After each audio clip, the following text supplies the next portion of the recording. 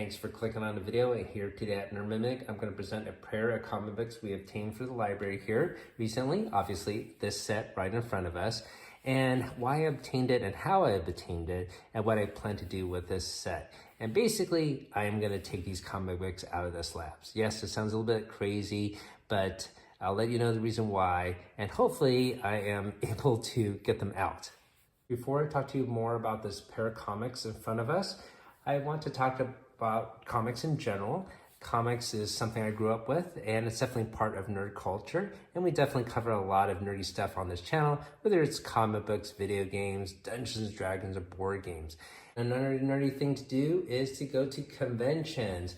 The next convention we're going to head off to is going to be the WonderCon here, which takes place at the end of March in 2024. It takes place in LA, and we got our first press pass for the channel. You can see our channel name right here. So we're pretty excited to have this. I'm going to bring my wife and kids, and we'll have fun talking to people, shoot some video, and get some more comics. Going back to the pair of comic books in front of us, this is obviously the Ultimate Fantastic Four, and it's published by Marvel, and they had a run between 2024 through 2029 of 60 issues. What makes this pair special? You can sort of see it at the top. This marks the first appearance of Marvel Zombies. They had a crossover into the Marvel Zombies universe here, and this issue has the first full appearance of Marvel Zombies. I think the introduction of Marvel Zombies to the general public was probably the What If Show episode on Disney Plus. For me, it was the Simon game of Marvel Zombies. I thought that was a fantastic board game, and there is a deceased DC version coming out soon, and we talked about this on the channel before. Because of the Marvel Zombies, I thought it was a cool IP, and I thought I'd read more about it, so I took the time to obtain this series.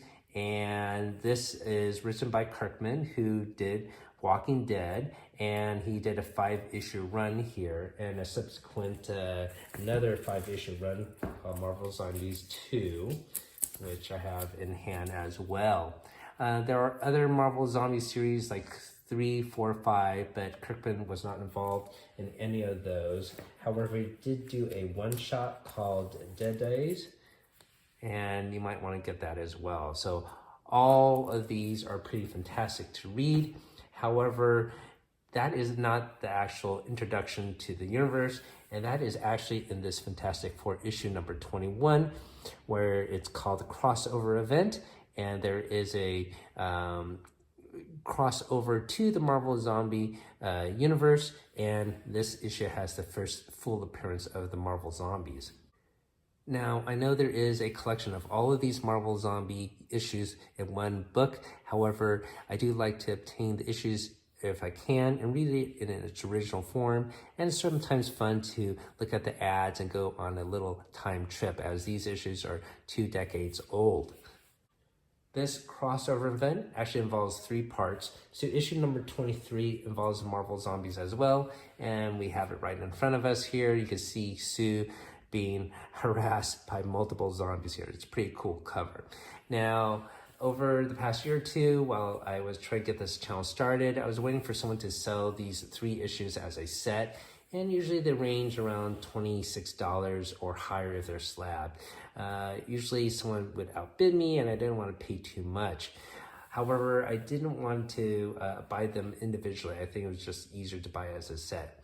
And the other thing I wanted to do was obtain another trio of comics, and that would be these here, also of Ultimate Fantastic Four, 30, 31, and 32.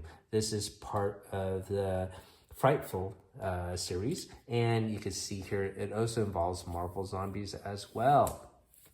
So sometimes it might be better to obtain the whole series, and that might actually come out cheaper. And so recently I was able to do exactly that. Someone recently on eBay had an auction for the Ultimate Fantastic Four, a partial run from 1 through 35, and it was actually listed to be missing issues 30, 31, and 32. However, I took a closer look at the pictures, and those comics are actually in the pictures, and the person made an error as far as the listing. The other thing of note was these comics are actually slabbed, but it wasn't clearly detailed for it to be so. So I made a bid for it, and I was able to win, and I got all of these issues, 1 through 35, and once again, it did include those issues of 30, 31, and 32, as well as the annuals here, and these comics slabbed for less than $60. I thought that was an unbelievable haul. So probably one of my best hauls recently. A little bit more about myself. I grew up predominantly in the 80s, and I collected a lot of comic books during that time frame. However, once I went off to college, I stopped doing so. Back then, these slab comic books did not exist. And for those that don't know, these are rated by a company called CGC, and they deal with collectibles such as cards, comics, and I've even seen people get D&D module slab, which is sort of interesting. Now, these are the first slabs I've ever owned. I never had any of them before. But, you know, I don't really want them slabbed. I want to read these comics. So I'm going to try to do my best to get these comics out without destroying the comics within. I know it's definitely possible, and there's also been some recent controversy about having these comics slabbed, as there's been multiple scams uncovered about switching the sticker out here, the tab, or switching out the comics. So apparently fraud is definitely possible with these. Because I'm a relative newbie to these slabbed comics, I read more about it and learned that to get your comic book graded and slabbed, the basic cost is essentially around $30. So someone probably had to pay $30 to get this one slabbed and another $30 for that. And that's already $60, which is how much I paid for all of these issues. So once again, that's a pretty amazing deal. And now I can understand why some of these slab comics are valued more. And that's probably just to pay for the cost of getting it rated. Typically, the highest rating given is a 9.8. I've never really seen a 10 out there in the wild. So 9.8 is the highest you can get. And this is rated 9.4 and 9.2. Now, obviously, grades can be a lot lower. And I sort of found that interesting because, you know, this is supposed to be really good quality, right? A 9.4, for example. And I'm taking a closer look at these slabs, as I never had one before. And so this one, despite it being 9.4, you can see there are some crease marks on the cover here. I don't know if you can see that in the reflection there. See, there's some creases there. And also there is some tear of the paper here on the sides, on the spine. Now, if I saw this in a comic book store, I probably wouldn't buy this one at all. This one doesn't have that, but this does, and this one's rated higher.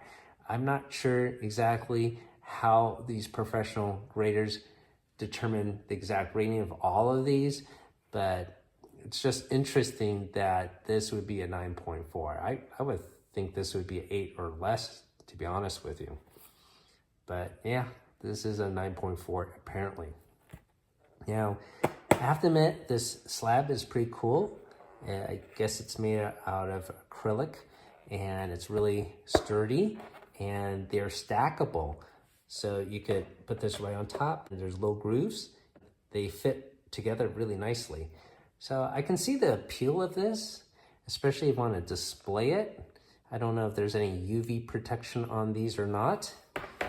I'm assuming there probably is, but I could be wrong about that. If you guys know, you could leave me a comment down below about that. Let's take a closer look at this 9.2 issue. And this also has some creases on the cover here. I don't know if you can see that in a reflection right here and some here. There is also, I believe, a spine tick right here. So maybe that drops it down 0.2 points because of that spine tick compared to this one. Once again, I'm not sure. I'm sure there is a viewer out there that might know more about this than I do as far as the grading is concerned. Now, going back to the comics themselves, since I do have the beginning part of the run, and I've been taking time to reach each issue and having a blast doing so. Now, in the 80s, I actually never bought a Fantastic Four comic. It wasn't my jam. I was more into Daredevil and X-Men as far as Marvel is concerned. I have a bunch of those comics in my basement down below. But yeah, this is actually the first Fantastic Four comics I've ever owned. And I guess I have missed out.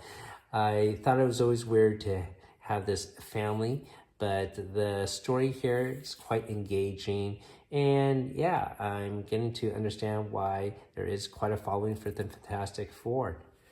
This comic series starts with them being regular people. They haven't had their accidental exposure to whatnot radiation that gave them their special powers. The origin here is slightly different. They're not in a spaceship. It's more of a quantum dimensional gateway accident. But yeah, they start off this series here with them being younger and growing up. Here you can see them in high school, and it's pretty cool. I do find it very interesting. I guess also it's also cool to see these old ads. You can see this old video game ad here. And the artwork, as you can see here, is quite spectacular with wonderful coloring done. You can see this old Looney Tunes game here. And like so. So that's pretty cool to look at.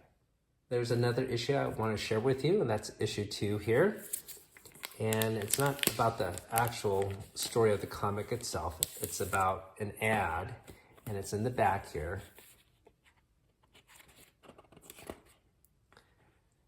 And it's for the Daredevil video game. As I mentioned, Daredevil is one of my favorite characters that I grew up with. This game never actually got released.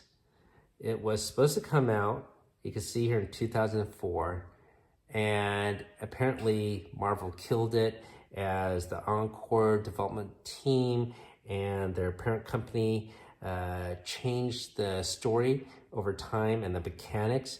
Apparently they had some grinding and skateboarding in there. They thought it didn't fit with the character, so Marvel killed that project. I guess that's probably for the best if they didn't think it would meet their standards for quality control. But man, it's too bad. I love Daredevil, and I probably would have been all over this game.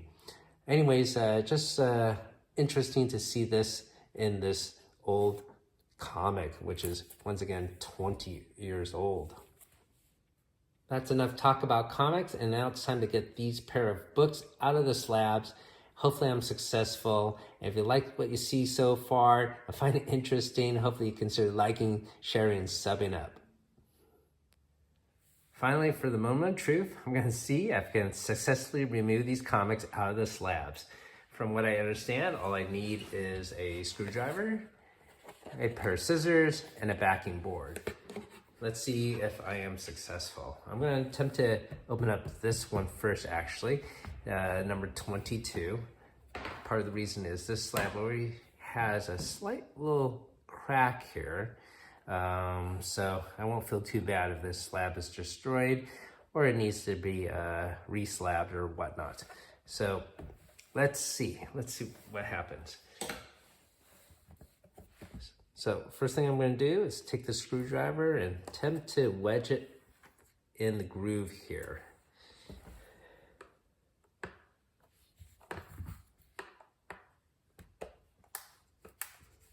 Ugh. Not too bad, I got it in there, so I just got to glide it along the edges.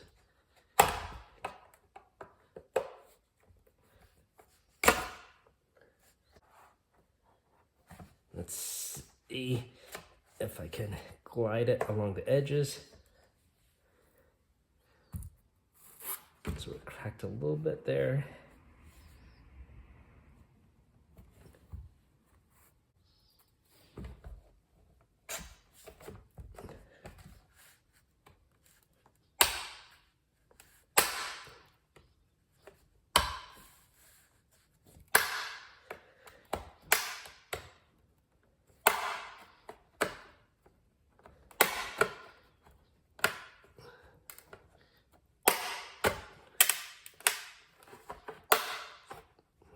to be working. Getting it to pop off here. You want to make sure you hold your screwdriver at angle so it doesn't dive into the book, just in case if you angle it wrong.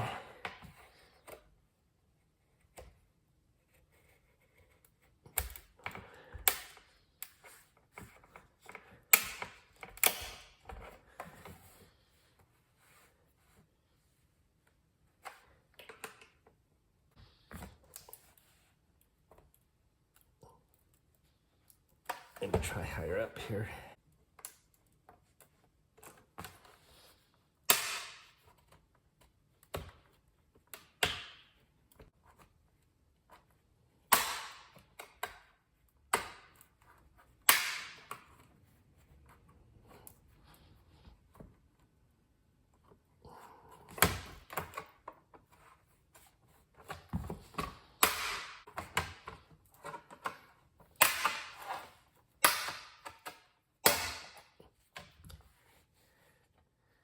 All right, success. So now we gotta take it out of this protective sleeve that's within. You can see it is held in this other protective bag. Guess there's some fragments here. Maybe I should clean that up so it doesn't cause any trouble and cut anything.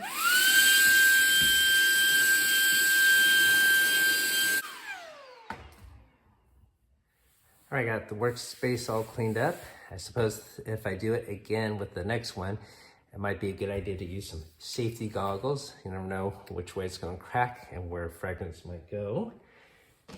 Let's get this out of the sleeve now. So this is pretty sturdy.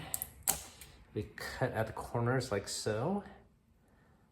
We will be able to get closer to the actual inner pocket and remove it.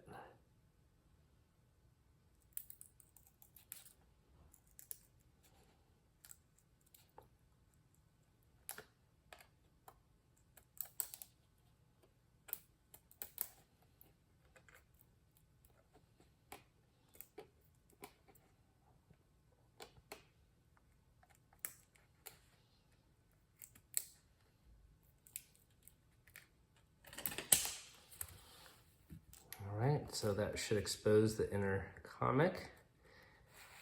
Let's see if it can glide out easily. Ah, it can.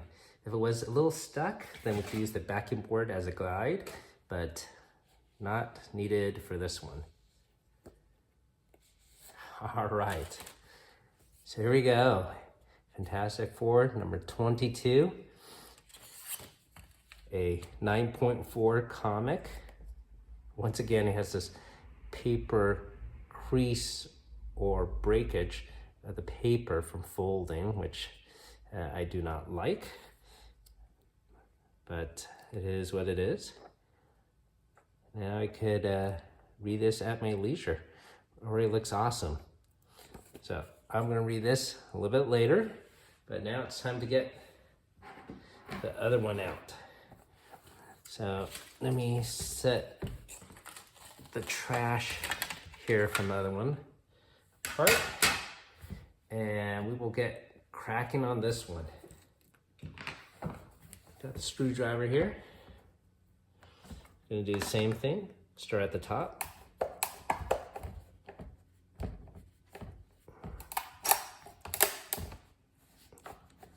Work way around. Separate the adhesive, which is more at the corners here.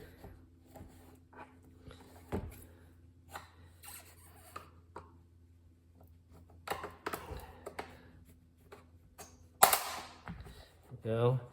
Basically, I'm sort of like torquing it a little bit as I guide it down.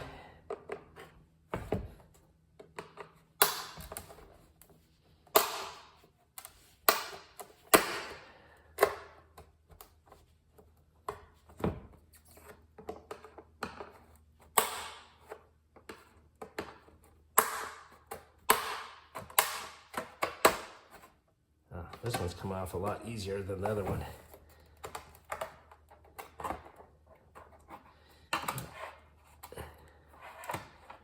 Also could be because I know what I'm doing now with my experience with the first one.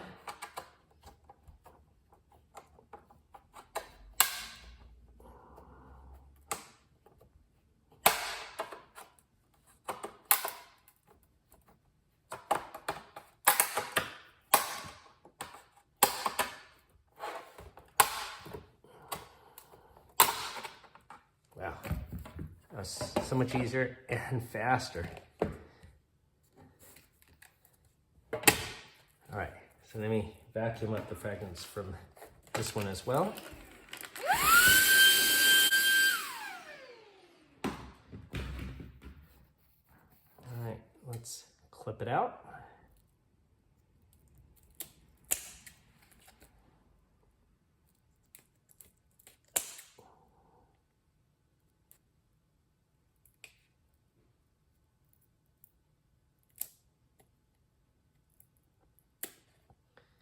Have to cut relatively close because the seal is very close and adhered towards the edge.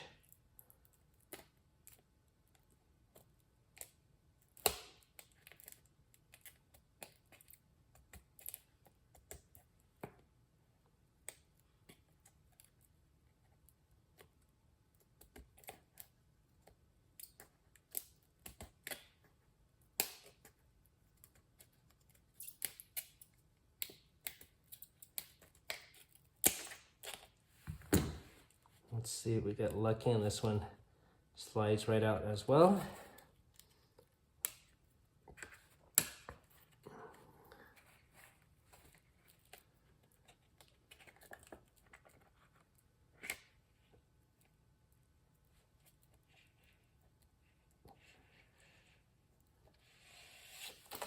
All right, success again. All right, so I got number 21 out of the slab.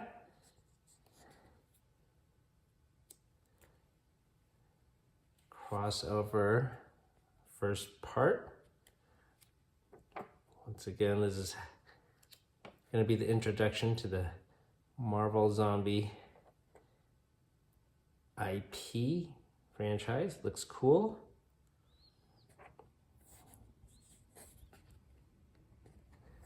Looks great. Can't wait to read this whole thing later on tonight. Okay, so that is both comics out of the slabs. These slabs are now destroyed. I guess you could use it for shipment or something else if you need to mail some comics, but I'm gonna trash these. There's a lot of plastic here. All right, so that's all complete. Thanks for watching me do this. Let me know in the comments down below if you ever had to take a comic out of slab. So I don't think I would slab up comic books for key issues necessary. I mean, these issues are great, but I don't think they have quite iconic covers. If I did slap up a comic, it would just be for the artwork, such as McFarlane's Hulk 340, the one with Wolverine and the claws. That's a very iconic cover. I definitely have it in the basement down below. I'm old enough to have picked that up in the bookstore itself. So I know, as I mentioned, some people slab up their D&D modules. I don't know if I would ever do that either. If I did, it would be more for the artwork, but I'd rather be able to access them, have my kids be able to read these comics, and my kids able to play and access the modules as well. Well, thanks for watching this. If you found this interesting, hopefully you think about hitting that sub button to help us out. Thanks for watching, everyone. Have a great night. Keep on adventuring out there.